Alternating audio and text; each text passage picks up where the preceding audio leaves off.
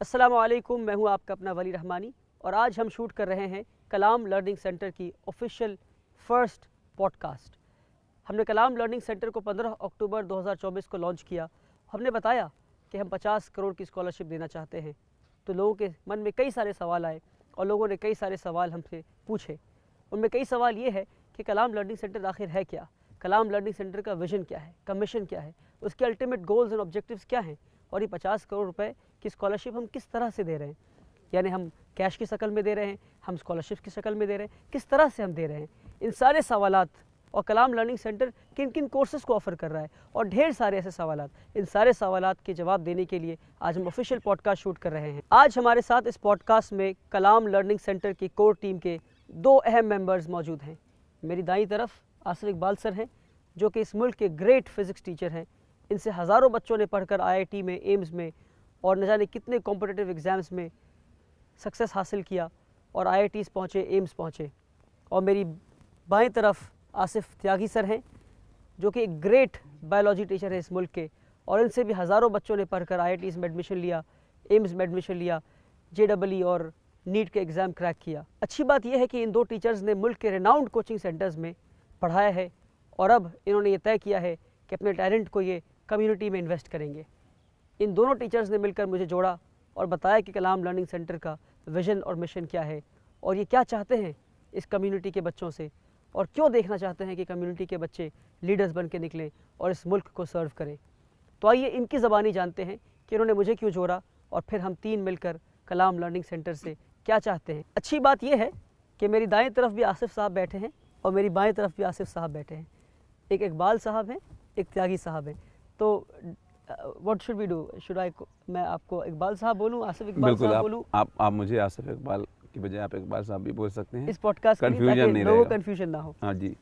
और मैं आपको त्यागी सर बोलता हूँ। आसिफ, या पूरा नाम ले लूँ मैं? क्या बेहतर होगा इंशाल्लाह। तो मैं चाह रहा हूँ कि पहला सवाल मैं आसिफ इकबाल साहब मैं आपसे पूछूं। सर, ये बताएं कि कलाम लर्निंग सेंटर क्या है और इसका मिशन और विजन क्या है, और कलाम लर्निंग सेंटर क्या है, इसका मिशन और विजन क्या है, और आपने मुझे क्यों जोड़ा इस कलाम लर्निंग सेंटर से? देखिए, जैसा कि आपने अपने पहले वीडियो में बताया था लोगों को कि कलाम लर्निंग सेंटर एक अहद है। बहुत से ऐसे टीचर्स हैं पूरे इंडिया के अंदर, मैं हूँ, त्यागी साहब, आसिफ त्यागी साहब हैं, ऐसे बहुत से मुस्लिम टीचर्स हैं जो अलग अलग जगहों पर काम कर रहे थे और उन्हें ये एहसास हुआ कि अपनी कम्युनिटी के लिए एक स्पेसिफाइड इंस्टीट्यूट होना चाहिए जो उसे सर्व करे, कम प्राइसेस पे भी और बेहतर सर्विसेज में। तो वहाँ से इसकी शुरुआत हुई और कलाम लर्निंग सेंटर एक शक्ल के तौर पे बाहर आया। और आपको जोड़ने का क्या ताल्लुक़ है इससे? आपको जोड़ने का जो ताल्लुक़ है वो इसलिए है क्योंकि अभी हिंदुस्तान में ये जो दौर चल रहा है, इस दौर में सबसे ज़्यादा अगर कोई भटका हुआ है तो हमारा यूथ। और उस यूथ में आप एक यूथ आइकन है जिसको ये समझ आई कि इस उम्र में, जिस उम्र में लोग अपनी ज़िंदगी, अपने करियर और बाकी चीज़ों की फ़िक्र करते हैं, तो आपने कौम के एजुकेशन के लिए काम किया। तो एजुकेशन को सिंबलाइज़ करने वाला जो इंसान है, सबसे बेहतरीन इंसान वो आप हो सकते थे। तो इसलिए हम लोगों ने आपको अप्रोच किया ताकि आप हमारे इस मिशन से जुड़े। कलाम लर्निंग सेंटर अपने साथ अभी फ़िलहाल IIT, JEE, नीट और इन सब की प्रिपरेशन को शुरू कर रहा है, लेकिन आने वाले वक्त में अगर अल्लाह ने चाहा तो हमने और भी चीज़ें करनी है, और भी बड़ी चीज़ें करनी है, ताकि हमारे जो कम्युनिटी के बच्चे हैं वो जो टेक्निकल एजुकेशन है उसको सही डायरेक्शन में, सही तरीके से हासिल कर सकें। नहीं, मैं आपका बहुत शुक्रगुजार भी हूँ कि आप लोगों ने मुझे अप्रोच किया। अलग बात है कि थोड़ा वक्त लिया मैं कन्विंस होने में जी, मगर फाइनली आपके मिशन और विजन से मैं कन्विंस हुआ, और इंशाल्लाह मैं आपके साथ तब तक हूँ जब तक नियत में इखलास इंशाल्लाह और ख़िदमत का इरादा है हमारा इंशाल्लाह। मैं यही सवाल आसिफ त्यागी साहब आपसे पूछना चाहूँगा सर कि हमारे कलाम लर्निंग सेंटर का विज़न क्या है? अगर आप कहें कि एक लाइन में या दो लाइन में अल्फाज में बताएं लोगों को कि विज़न क्या है कलाम लर्निंग सेंटर का? कलाम लर्निंग सेंटर का विज़न और मिशन जो है, अगर मैं अपनी तरफ से आपको एक्सप्लेन करूँ कि मेरे दिमाग में थॉट क्या है, इस थॉट प्रोसेस क्या है, तो मतलब मैं जितने भी नेशनल लेवल के कोचिंग इंस्टीट्यूट्स हैं, बच्चे मुझे काफ़ी जानते हैं जो देख रहे होंगे, तो मैं उनमें सर्व कर चुका हूँ और अल्हम्दुलिल्लाह अल्लाह करम है कि ऑल इंडिया रैंक एम्स से लेके सफदरजंग और अलग अलग जगह में बच्चे पहुँच चुके हैं। थोड़ा सा मेरे दिमाग में या दिल में मेरी तकलीफ़ तब हुई जो अभी हालात बदल रहे हैं।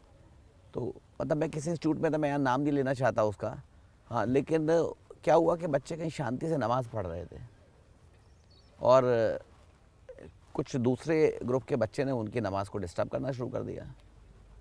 तो मुझे बड़ा तकलीफ़ हुई कि यार ये क्या है यार, गलत है। बच्चे एक कोने, हाँ, एक कोने में शांति से नमाज़ पढ़ रहे हैं, उनको पढ़ने दिया जाए। फिर उसके बाद मैं एक दूसरे ऑर्गेनाइजेशन में सर्व कर रहा था, मैं नाम नहीं लेना चाहूँगा, यहाँ अच्छा नहीं है यहाँ पे। मतलब आप सोचिए कि वहाँ पे ईद की ना तो टीचर की छुट्टी है कोई, उसको छुट्टी अपनी ऑप्शनल लीव लेनी है, जबकि गस्टेड हॉलीडे है, जीएच है, मिलनी चाहिए, बच्चों को भी मिलनी चाहिए।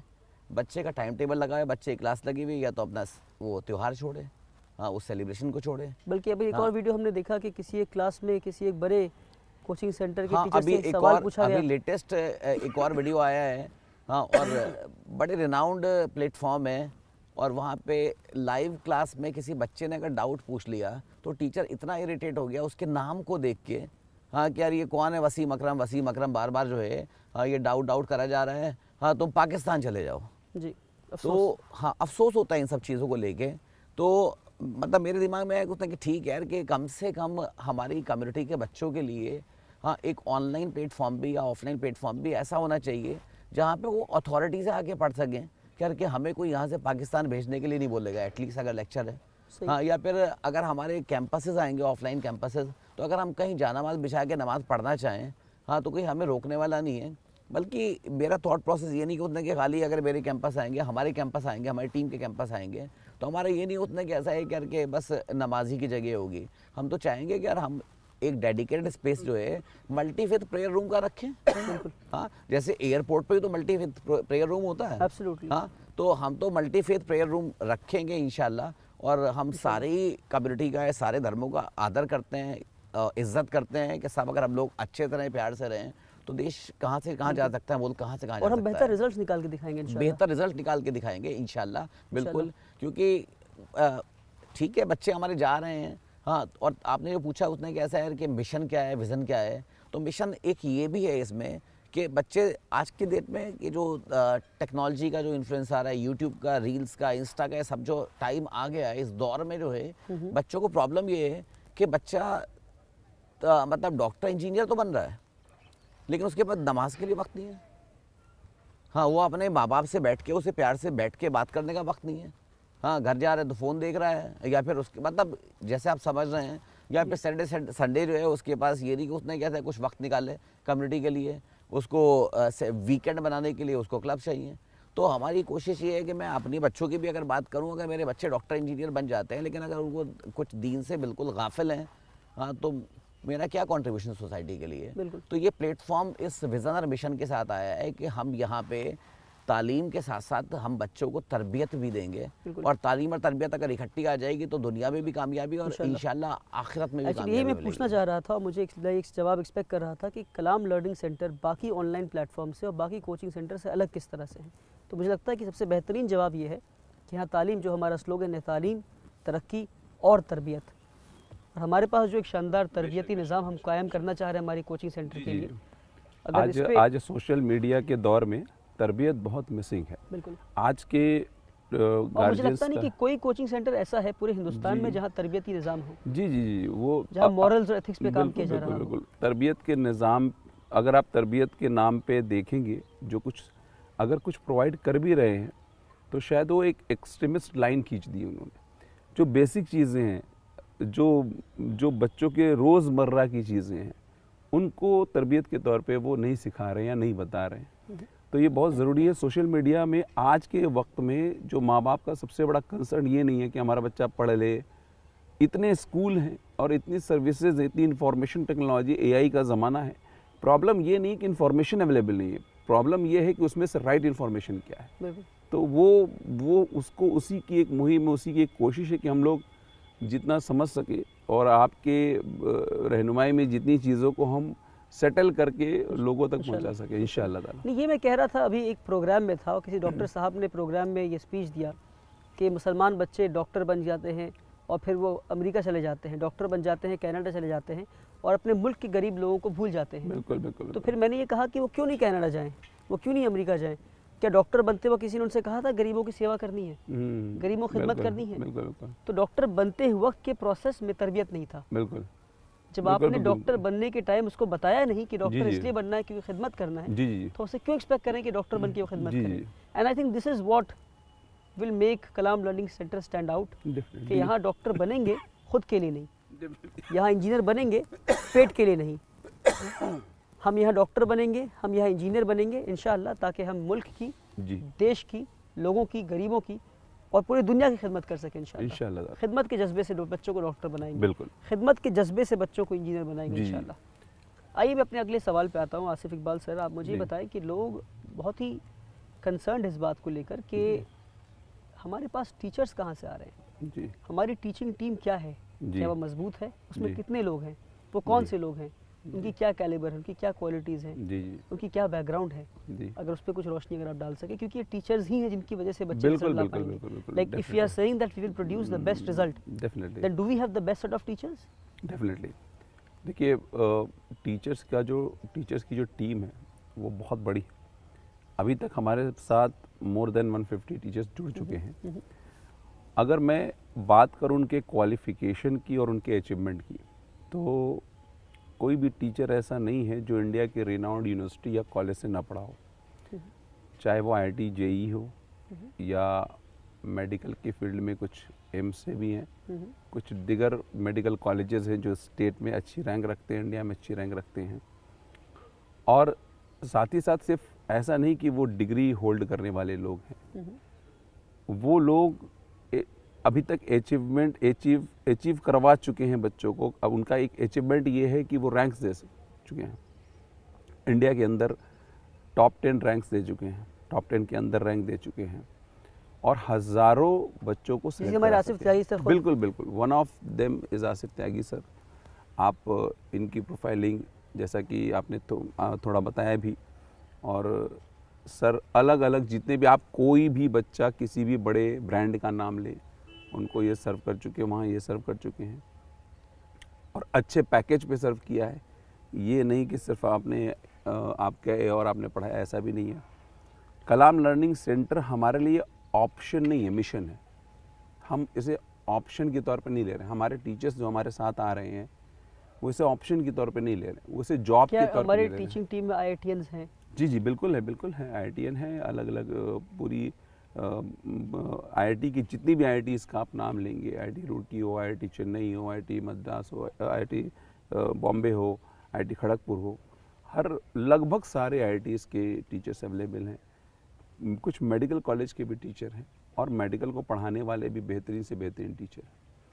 तो जो भी टीचर्स हमारे साथ आ रहे हैं वो ऐसा नहीं है कि बिल्कुल नए टीचर्स आ रहे हैं या कुछ ऐसा, क्योंकि हर एक वो जो टीचर हमारे साथ जोड़ रहा है उसके पास अपना एक मिशन है अपनी कम्युनिटी के लिए, और जो इस तरह के मिशन को रखे हुआ है उसी को साथ में लेकर के आ रहे हैं। क्योंकि अल्टीमेटली हमारा जो मिशन है वो तब तक सॉल्व नहीं होगा जब तक हमारे दिलों में एक कॉमन फ्रीक्वेंसी की चीज़ एग्जिस्ट नहीं कर रही है, और वो है कम्युनिटी सर्विस। डेफिनेटली वो कम्युनिटी सर्विस है। सही। और ये जितने भी लोग हमारे साथ आ रहे हैं वो ऑलरेडी फिल्टर्ड लोग हैं। जब वो क्लासेस में आएंगे, बच्चे जब देखेंगे तो खुद ब खुद बताएंगे कि अच्छा ये टीचर फला जगह पढ़ाता है, ये टीचर फला जगह पढ़ाता है। मैं भी पढ़ाऊँगा, मैं फिज़िक्स पढ़ाऊँगा, सर बायोलॉजी पढ़ाएंगे, तो मैं भी अगर फिज़िक्स पढ़ा रहा हूँ तो मेरा भी टीचिंग एक्सपीरियंस 20 साल का है, मोर देन 20 या 25 कह सकते हैं। तो मेरे पास भी एक लिस्ट है, सर के पास भी एक लिस्ट है, तो we too are having list. और ऐसे सारे लोग, जितने भी लोग हमारे साथ आ रहे हैं, सभी लोग ऐसे ही है। तो हमने कोशिश ये की है कि हमारे साथ जो लोग मौजूद हों वो रिज़ल्ट प्रोड्यूस करने वाले हों, सिर्फ टीच करने वाले नहीं हों। सही। जो हमारे बच्चे को कस्टमर ना बोले, जो हमारे बच्चे को क्लाइंट ना बोले, वो हमारे बच्चे को बच्चा बोले, सही। वो हमारे बच्चे को अपनी औलाद अपने बच्चे की तरह समझ करके पढ़ाए, तभी वो तालीम के साथ तरबियत को अंदर डाल पाएगा। नहीं तो ये बातें जैसे बाकी लोगों की बाकी जगहों पर हवा हवाई है, वैसे यहाँ भी हवा हवाई हो जाएगी। सही। तो क्या आसिफ त्यागी सर, आप लेकिन अपने इसमें- अचीवमेंट कुछ, मतलब मैं आई नो आप बहुत हम्बल हैं, पर मैं चाह रहा हूँ कि आप ऐसा टीचर अपनी कुछ अचीवमेंट अगर बता सके कि दैट क्या रैंक्स आपने दिए इंडिया में, आपके बच्चे कहाँ कहाँ पर हैं? एम्स में रैंक 1 प्रोड्यूस कर चुके हैं। शुभांगी अरोरा बच्ची थी हमारे पास एक, माशाल्लाह। हाँ, सफदरजंग मेडिकल कॉलेज जब इस्टेब्लिश हुआ था, हाँ, तो उसका जो पहला एग्ज़ाम हुआ था जो एंट्रेंस का, तो उसमें भी रूपाली मलिक टॉपर थी। मैं आपको नाम भी कोट करूँ, क्योंकि अगर मैं ऐसे ही बोलता रैंक वन तो आपको समझ में नहीं आएगा, लेकिन अगर मैं नाम से बोलूँगा तो आप अगर गूगल भी करेंगे आपको मिल जाएगा।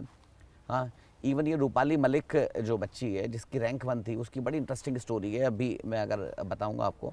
हाँ, उसका बल्कि इवन ये कि उसने उस कॉलेज से पढ़ा, रैंक वन आई उसकी। इवन आज की डेट में वहाँ पे वो मेडिसिन डिपार्टमेंट में एज एसोसिएट प्रोफेसर काम कर रही हैं वो। माशाल्लाह। अगर सर जल्दी जल्दी बता सके और अचीवमेंट्स क्या है, मगर आई थिंक 9 रैंक होल्डर्स आपके हाँ, बिल्कुल 9 टाइम जो डिफरेंट पीएमटीज हैं उनमें मेरी रैंक वन आ चुके हैं। बच्चे 9 टाइम रैंक वन ला चुके हैं। और single digit double digit rank जो है उनका third, all India rank third, all India rank fourth, all India rank fifth AIIMS में। मतलब ये ऑलरेडी, या मान लीजिए कि 10th तक अगर आप कोई भी नंबर बोल लें तो कहीं ना कहीं मेरे खुद के इंस्टीट्यूट के या फिर जिन इंस्टीट्यूट में मैंने सर्व कर रखा है वहाँ से मेरे ही बैच के बच्चे वो निकाल चुके हैं। और एक चीज़ और, जो आप टीम की बात बोल रहे थे, तो मैं यहाँ पे वो आसिफ इकबाल साहब की बात में एक और ऐड करना चाहूँगा, बस मतलब नट शेल में, इन शॉर्ट, कि मतलब आप ये बोल सकते हैं कि उसने कैसा है कि वो बिल्कुल टेस्टेड टीम है एंड मोस्ट ट्रस्टेड टीम है।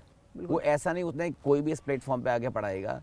हाँ, जिनके अचीवमेंट्स हैं, जिनके क्रेडेंशियल्स हैं, जिनके रिजल्ट्स हैं, हाँ, और खाली रिजल्ट नहीं, खाली क्रेडेंशियल नहीं है, टेस्टेड एंड ट्रस्टेड। हाँ, और टीचर्स में एक और ख़ास बात है हमारे, हाँ, कि वो उनके अंदर कंपैशन है, उनके अंदर एम्पैथी है।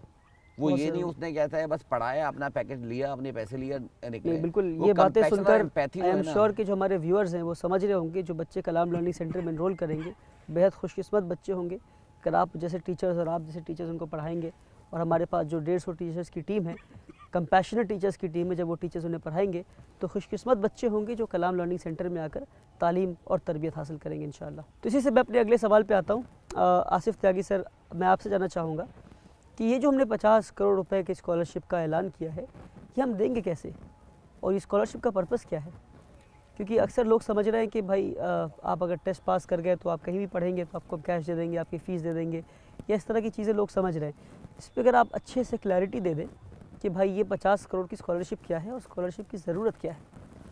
जी, स्कॉलरशिप की ज़रूरत एक तो ये है कि अवेयरनेस क्रिएट करने के लिए स्कॉलरशिप एग्ज़ाम्स क्रिएट किए जाते हैं, या फिर कोई भी कोचिंग इंस्टीट्यूट अगर आप देखें, सबका स्कॉलरशिप का एडमिशन टेस्ट होता है, वो इसी टाइम में होता है, जिससे कि बच्चा अगली क्लास में जब जाने वाला है, हाँ, तो उसमें उसका क्या स्कोर आने वाला है, उसके अकॉर्डिंग उसको स्कॉलरशिप अवार्ड की जाती है। तो एक तो ये कि स्कॉलरशिप एग्ज़ाम में किसी भी बच्चे को जो अपीयर होता है उसको सबसे बड़ा फ़ायदा तो ये होता है, स्कॉलरशिप तो छोड़ी, हो तो सेकेंडरी है, हाँ, उसको एटलीस्ट ये पता चलता है, हाँ, कि वो नेशनल लेवल पे कहाँ स्टैंड कर रहा है। एब्सोल्युटली, सपोज यार कि मैं अपनी क्लास का टॉपर हूँ, बिल्कुल, तो यार ऐसे तो हिंदुस्तान में यार हज़ारों स्कूल है ना, सही, हाँ, बल्कि लाखों है। अगर मैं काउंट पे आ जाऊँ, जब वो एग्ज़ाम देने आएगा फाइनली, तो फिर उसको एटलीस्ट ये कि जो बच्चा टॉपर है, अपने स्कूल का टॉपर है मान लिया, तो उसको अपनी कोर कॉम्पिटेंसी पता चलनी चाहिए। सही, हाँ, कि हमारा जो एग्ज़ाम होगा तो उसमें उसको स्टेट रैंक देंगे हम लोग, उसकी सिटी रैंक देंगे, उसको नेशनल लेवल पे रैंक देंगे। तो उस बच्चे को एक तो ये पता चलेगा कि अगर वो JEE की तैयारी करने जा रहा है, जहाँ पे 2% बच्चे का सिलेक्शन है, अगर वो नीट की तैयारी करने जा रहा है जहाँ पे 2% ही रिजल्ट है, हार्डली, या 3-4% रिजल्ट है, तो अगर वो उस ब्रैकेट में आ रहा है नहीं आ रहा है, भाई अपनी क्लास का टॉपर है, उसे लग रहा है मेरी पढ़ाई तो बहुत अच्छी चल रही है, सही, लेकिन जब उसके पास ये नेशनल लेवल का स्कोर आएगा, नेशनल लेवल का एग्ज़ाम देगा स्कॉलरशिप का, तब उसको पता चलेगा, हाँ, कि मेरी स्ट्रेंथ कितनी है। अगर अच्छी है तो हम उसको और बढ़ाने की कोशिश करेंगे, अगर ख़राब है तो उसको पता चलेगा, उसके सामने एक उसका चेहरा, मतलब एक आइडिया आ जाएगा ना, उसको उसका प्रोफाइल सामने आ जाएगा, उसको कितनी तैयारी की ज़रूरत है। एक बेसिक पर्पस तो ये कि उसको ये इस एग्ज़ाम के ज़रिए ये पता चलेगा कि नेशनल लेवल पे वो बच्चा कहाँ स्टैंड कर रहा है, अपने शहर में कहाँ स्टैंड कर रहा है, अपने स्टेट में कहाँ स्टैंड कर रहा है, नेशनल लेवल पे कहाँ स्टैंड कर रहा है। दूसरा जो आपने सवाल पूछा है कि स्कॉलरशिप हम लोग कैसे डिस्ट्रीब्यूट करेंगे, 50 करोड़ की स्कॉलरशिप। हाँ, तो स्कॉलरशिप एक्चुअली क्या है कि स्कॉलरशिप में हम लोगों ने कैश रिवॉर्ड नहीं रखा है। रीज़न ये, जो हमारा टारगेट ऑडियंस है, आपको भी पता है, उसमें कैसा है कि अगर मैं मुस्लिम या माइनॉरिटीज़ की बात करूं, तो उसमें मुस्लिम माइनॉरिटी तो स्पेशली जो है वो बहुत ही अंडर, मतलब बैकवर्ड आ रही है, लोअर मिडिल क्लास फैमिली से बिलोंग करती है। अगर मैं उसको 10,000 रुपये दे भी देता हूँ, सपोज कोई एग्ज़ाम में अच्छा कर रहा है, पता लग रहा है उसके पापा ने, उसके भाई ने मोबाइल फ़ोन ख़रीद लिया, या फिर ये कि उसका पिज़्ज़ा मंगा के खा लिया है, तो हमारा पर्पस डिफीट हो जाएगा, तो हमारा मिशन ही फेल हो जाएगा। तो जो स्कॉलरशिप हम लोग देने जा रहे हैं उसको पढ़ाई के लिए देने जा रहे हैं। बिल्कुल। हाँ, तो बच्चा सपोज 8th क्लास में और वो स्कॉलरशिप का एग्ज़ाम देता है, से उसकी 50% स्कॉलरशिप आई। हाँ, और वो 9th में अगर हमारे से कोई कोर्स लेने वाला है और उस 9th वाले कोर्स की अगर हमारी कुछ 3,000 रुपये फ़ीस है, 5,000 रुपये फ़ीस है, तो उसकी 50% स्कॉलरशिप वहाँ अप्लाई हो जाएगी उसकी, और उसकी फ़ीस कम हो जाएगी। किसी की 100% भी आ सकती है, उसको फ्री पड़ जाएगा, किसी की 90% भी आ सकती है, उसको अकॉर्डिंगली कम हो जाएगा। हाँ, वो डिपेंड करता है उसके बच्चे की परफॉर्मेंस के ऊपर। तो उम्मीद करता हूँ शायद इसमें आपको क्लैरिटी आ गई होगी कि स्कॉलरशिप हम लोग कैसे देने वाले हैं। और टारगेट ये हम लोग बहुत बच्चा जो है इसमें बिठाएंगे एग्ज़ाम में, और ज़्यादा से ज़्यादा बच्चों तक जो है हम पहुँच पाएँ। और मैं इसी मंच से ये भी रिक्वेस्ट करूँगा कि अभी हमारा टाइम है, तो आपके आसपास अगर कोई ऐसा बच्चा हो जो फ़ीस की वजह से अगर नहीं पढ़ पा रहा है या उसको दुश्वारी है आगे फ़ीस जमा करने की, तो उसको स्कॉलरशिप एग्ज़ाम में ज़रूर बैठना चाहिए, क्योंकि उसको आगे जाके कोर्स की फ़ीस कम हो जाएगी, हो सकता है फ्री हो जाए। एब्सोल्युटली। नहीं, अल्हम्दुलिल्लाह आपकी बातों से क्लैरिटी तो आई, मगर मैं फिर भी आसिफ इकबाल सर आपसे जानना चाहूँगा, अगर आप कुछ नंबर, एक एग्जांपल देकर बताएं कि एक बच्चा जो कलाम लर्निंग सेंटर के स्कॉलरशिप टेस्ट में बैठता है उसे स्कॉलरशिप किस तरह मिल रहा है, एक एग्जांपल देकर और कुछ नंबर्स कोट करके अगर आप एग्जांपल देकर बता सकें। तो मैं एक एग्जांपल ले सकता हूँ।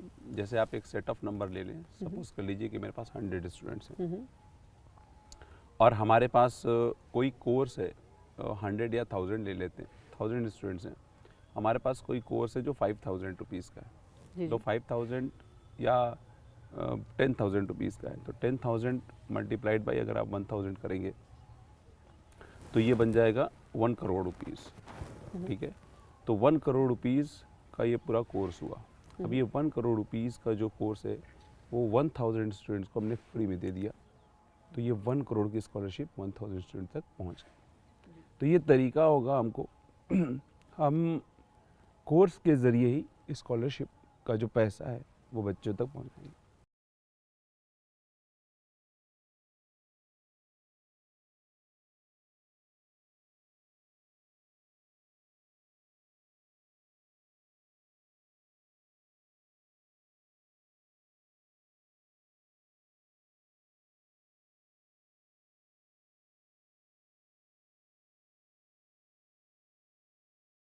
जी बिल्कुल। देखिए, पहली तो कोशिश ये है कि हम ऑनलाइन सेंटर जो अपना ऑनलाइन टीचिंग है उसको बहुत स्ट्रॉन्ग करें, क्योंकि ऑनलाइन एक ऐसा ज़रिया है जिससे हम बहुत छोटी जगहों पर पहुंच सकते हैं, छोटे गांव तक पहुंच सकते हैं, हर जगह पहुंच सकते हैं।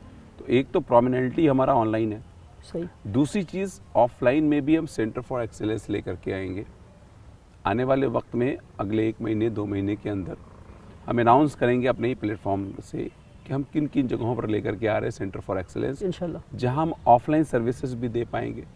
और ये फॉर श्योर है कि हम जहां भी ऑफलाइन सर्विसेज देंगे वहां उस जगह पे, उस इलाके में जितनी भी इंस्टीट्यूट्स होंगी उनमें हम मिनिमम फीस रखेंगे, ताकि हम हर बच्चे को एजुकेशन प्रोवाइड कर सकें और जो हमारा जो मिशन है हम उसको कंप्लीट कर सके। और हम कुछ जो लोग स्कूल चला रहे हों या अलग अलग अदारे चला रहे हैं उनके साथ हम हाइब्रिड प्रोग्राम में भी आना चाहेंगे, ताकि वो हमारे साथ जुड़ें, हमारे साथ कनेक्ट हो और अपने स्कूल में टेक्निकल जो टीचिंग है उसको इन्वॉल्व कर सकें। कलाम लर्निंग सेंटर को लोग एक टूल की तरह इस्तेमाल करें। हम चाहते हैं कि लोग हमसे जुड़े और हमें एक टूल की तरह ले, और वो टूल उनके हाथ को, उनके बाजुओं को मजबूत करे, ताकि जो कुछ भी वो अपने माशरे में, अपने आसपास के अंदर बदलाव लाना चाहते हैं उस बदलाव को कलाम लर्निंग सेंटर के ज़रिए ला सकें। तो हम एक टूल बनना चाहते हैं। तो हाइब्रिड मोड भी होगा, ऑफलाइन भी होगा और ऑनलाइन तो है ही अल्हम्दुलिल्लाह, जिसमें हम लोगों ने शुरू किया चीज़ों को। और इसमें क्या मदरसा को हम इन्वॉल्व कर पाएंगे? अगर मदरसा जो 2 टायर सिटीज़ हमारे इंडिया में, उसमें कई मदरसे हैं, क्या मदरसों का और कलाम लर्निंग सेंटर का कोई कोलैबोरेशन हो सकता है? बिल्कुल हो सकता है, बिल्कुल हो सकता है। हम तो दावत देते हैं, मतलब इस पॉडकास्ट के ज़रिए भी, और कि जितने भी लोग हैं जो हमसे जुड़ना चाहते हैं वो हमसे बिल्कुल जुड़े, अहद करें, आगे आए कि हम अपने बच्चों को जो प्रेजेंट सिनेरियो चल रहा है जिसमें हम टेक्निकल एजुकेशन देने के लिए तैयार तो हैं, लेकिन साथ में तरबियत को साथ लेके चलें। क्योंकि डॉक्टर बनना एक बात है अच्छा डॉक्टर बनना अलग बात है, इंजीनियर बनना एक बात है, अच्छा इंजीनियर बनना बिल्कुल अलग बात है। तो हमारी ये सोच, हमारी ये फिक्र है कि चाहे वो मदरसा हो, चाहे हम किसी पर्टिकुलर सेगमेंट को नहीं टारगेट कर रहे हैं। हमारा टारगेट है हमारी कम्युनिटी के लोग जो किन्हीं वजहों से अपने जहाँ वो पहुँच सकते हैं वहाँ वो पहुँच नहीं पा रहे। उनके अंदर पोटेंशियल है, उनके अंदर ताकत है, बहुत ज़्यादा ताकत। सही। वो मदरसे में पढ़ने वाला बच्चा जो हिफ्ज़ कर रहा है उसके अंदर भी इतनी ताकत है कि वो डॉक्टर बन सकता है। सही। वो बच्चा जो किसी क्रिश्चियन स्कूल में पढ़ रहा है उसके अंदर भी ताकत है। हो सकता है कि उस क्रिश्चियन स्कूल में जा करके और वो इस मोबाइल के दौर में डेविएट हो गया हो और वो डेविएशन के बाद उन चीज़ों को नहीं हासिल कर पा रहा, या वो जितना माशरे में बदलाव ला सकता है, कंट्रीब्यूट कर सकता है, वो कंट्रीब्यूट नहीं कर रहा है। तो हमारा मिशन ये है कि हम सभी लोगों को साथ लेकर के चलें, सभी लोग आए, जुड़ें हमसे और हमारे साथ काम करें। हमारी कोई सेगमेंटेशन नहीं है, हमारा कोई दायरा नहीं है, कोई फिक्स चीज़ नहीं कि हम ऐसा करेंगे। लेकिन इंशाअल्लाह आने वाले वक्त में हम ये ज़रूर उम्मीद करेंगे और इंशाअल्लाह कोशिश होगी कि हम हर घर में कलाम लर्निंग सेंटर के ज़रिए एजुकेशन को पहुंचा सकते हैं इंशाअल्लाह। इसमें मैं एक बात और ऐड करना चाहूँगा कि मदरसे के लिए जो आजकल नैरेटिव क्रिएट किया जा रहा है कि मदरसे में टेररिस्ट की ट्रेनिंग हो रही है, हाँ, तो हम इसको भी बदलना चाहेंगे। अगर मैं मुंशी प्रेमचंद का एग्जांपल दूं तो हिंदी लिटरेचर में बड़ा नाम है, इतनी कहानी हमने उनकी पढ़ रखी है। वैसे तो ये ईदगाह के नाम से अगर कुछ लोग कनेक्ट कर पा रहे हो, हाँ, उसमें हामिद एंड चिप्टा कुछ स्टोरी बच्चों ने पढ़ रखी हो, हाँ, और अब करिकुलम से हटा भी दी गई है उसमें एक ऐसा एक हालात के हिसाब से जो है। लेकिन मैं बोल रहा हूँ कि हिंदी लिटरेचर का इतना बड़ा नाम मदरसे का प्रोडक्ट। बिल्कुल। तो पहले मदरसा खाली ये नहीं कि उसने कैसा है कि दीनी तालीम के साथ जोड़े, राजा राम मोहन रॉय, हाँ, मदरसे राजा राम मोहन राय मदरसे के प्रोडक्ट कितने बड़े रिफॉर्मर रहे हैं। बिल्कुल। तो कहने का मतलब ये कि हमें मदरसों को भी आज की डेट के हिसाब से मॉडर्न मदरसे का वो नैरेटिव खत्म करना है। पहले मदरसे में सब कुछ पढ़ाया जाता था, हम ये चाहेंगे कि जो आज मदरसे हैं वो भी किसी कैपेसिटी में अगर हमारे साथ जुड़ सकें या फिर हम उनके साथ कुछ हेल्प कर पाएँ कि उनके बच्चे जो हैं वो भी साइंस पढ़ें, उनके बच्चे भी नीट जेईई यूपीएससी क्लैट की तैयारी करें, हाँ, तो हम कोशिश करेंगे उन मदरसे को भी जोड़ पाएँ और उन मदरसों से भी कलाम निकालना चाहेंगे। उन मदरसों से भी हम आज के मदरसे से भी राजा राम मोहन राय निकालना चाहेंगे, हम आज के मदरसे से भी प्रेमचंद निकालना चाहेंगे इंशाल्लाह। ये अहद हमारा इंशाल्लाह। एक बहुत अहम सवाल हमसे लोग पूछ रहे हैं और कई सारे लोगों ने पूछा है, सिर्फ नीट जेईई की क्यों बात कर रहे हैं? एनडीए की तैयारी क्यों नहीं करा रहे कलाम लर्निंग सेंटर? हम यूपीएससी क्यों नहीं करवा रहे? हम लॉ की तैयारी क्यों नहीं करा रहे? नेशनल लॉ यूनिवर्सिटी की क्लैट की तैयारी क्यों नहीं करा रहे? सीडीएस की तैयारी क्यों नहीं करा रहे? सिर्फ जेईई और नीट की तैयारी कराएंगे हम या बाकी कॉम्पिटिटिव एग्जाम्स को भी एक्सप्लोर करेगा कलाम लर्निंग सेंटर? नहीं, अभी तो देखिए ऐसा नहीं कि क्योंकि हम लोगों का जो बैकग्राउंड है, जैसे मेरा नीट का बैकग्राउंड है, हाँ सर, नीट और जेईई का बैकग्राउंड है, या हमारी टीम में और कुछ मेंबर है जिनका नीट और जेईई का एक्सपर्टीज़ है जी। तो अभी हमने अपने कोर सेगमेंट से स्टार्ट किया है, हाँ, और जो लोगों की मतलब क्वेरीज आ रही हैं या लोगों के दिमाग में सवाल आ रहा है, तो इंशाल्लाह जब हमारा ये सेगमेंट इस्टेब्लिश हो जाएगा तो हम लोग यूपीएससी की तैयारी कराएंगे, क्लैट की तैयारी कराएंगे, हाँ, या फिर एनडीए सीडीएस, मतलब इंशाल्लाह, हाँ, मतलब हमारे बच्चे जो हैं वो आपका नहीं, हमारा लॉ का तो बैकग्राउंड है, हाँ बिल्कुल, तो आपका लॉ का बैकग्राउंड है, तो हम लोग क्लैट भी स्टार्ट करेंगे। मैं अब डिस्कशन कर ही रहा था कि हमें बहुत जल्द से जल्द क्लैट की कोचिंग इंशाल्लाह स्टार्ट करनी है हमें ऑनलाइन। बिल्कुल, क्योंकि हमें हर जगह रिप्रेजेंटेशन चाहिए, भाई कम्युनिटी को हर जगह रिप्रेजेंटेशन चाहिए। हमें जुडिशरी में भी अपने लोग चाहिए, बिल्कुल, हाँ, अगर वो पहुंचेंगे तभी कुछ हम जस्टिस उम्मीद कर सकते हैं, या फिर वो माशरे के लिए, हम खाली अपनी कम्युनिटी के लिए नहीं बात कर रहे हैं, वो मतलब एक अच्छा इंसाफ कर पाएंगे। तो कम से कम इस पॉडकास्ट से ये हम नियत करते हैं इंशाल्लाह आज कि आने वाले कुछ सालों में यूपीएससी की तैयारी, NDA, CDS, CLAT, judiciary, UPSC, ये सारी तैयारी इंशाल्लाह कलाम लर्निंग सेंटर के जरिए होगा। बिल्कुल बिल्कुल। और काफी लोग, बल्कि मैं इससे एक स्टेप आगे बढ़ के कहता हूँ कि आज जो कम उम्र है बच्चे, मैं देख रहा हूँ कि क्या एक बच्चा नीट की तैयारी क्लास 11 में जाके शुरू करेगा? क्या अर्ली एज से बच्चों की तैयारी करनी ज़रूरी नहीं है? उस पर आपकी क्या राय है? हम देख रहे हैं अक्सर कई सारे बड़े बड़े कोचिंग सेंटर्स और ब्रांड्स जो हैं, क्लास 4 का बच्चा नीट की तैयारी कर रहा है, क्या कलाम लर्निंग सेंटर इसकी तरफ कुछ सोच रहा है? बहुत अच्छा सवाल है आपका। यहाँ पे एक मैं क्लैरिटी लाना चाहूँगा आपको कि एक अर्ली गोल सेटिंग का कॉन्सेप्ट होता है जी।